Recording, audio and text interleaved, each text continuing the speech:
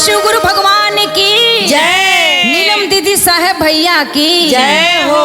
और देखी शिव गुरु के दरबार लाग गइल बा। आ गुरु जी के नाम के ट्रेन चल देले बा मधु दीदी। चल देले बा। आई पर सब शिष्या लोग बैठल बा।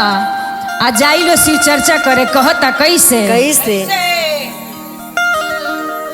कि अरे शिव गुरु नामवा के चले ट्रेनवा दोपहरिया में कि दोपहरिया में ओई पर नीलम दीदी बैठे दोपहरिया में। ओई पर नीलम दीदी बैठे दोपहरिया में।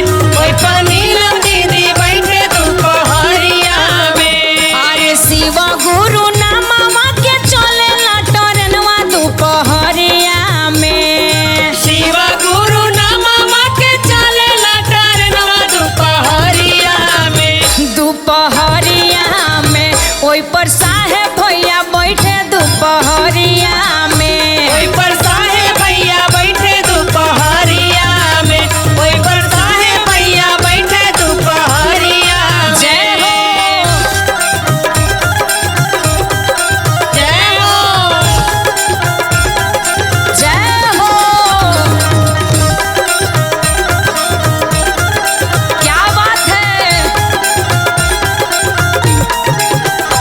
ओई पर साहेब भैया बैठे दोपहरिया में। ओई पर साहेब भैया बैठे दोपहरिया में। अरे हंसी हंसी साहेब भैया देवे ले खबरिया दोपहरिया में। अरे हंसी हंसी साहेब भैया देवे ले खबरिया दोपहरिया में। अरे हंसी हंसी साहेब भैया देवे ले खबरिया दोपहरिया में। जय हो। दोपहरिया में तू चारा चकरई हो दोपहरिया में। तू चारा चकरैहा दोपहरिया में। तू चारा चकरैहा दोपहरिया में। जय हो।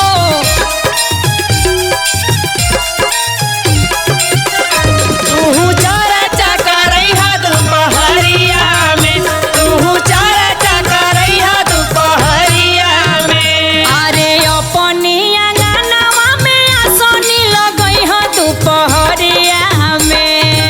अपनी आंगनवा में आसानी लगैहा दोपहरिया में। अरे अपनी आंगनवा में आसनी लगई हो दोपहरिया में। जय हो। दोपहरिया में सब शिष्या बोलई हो दोपहरिया में। सब चारा चकरई हो दोपहरिया में।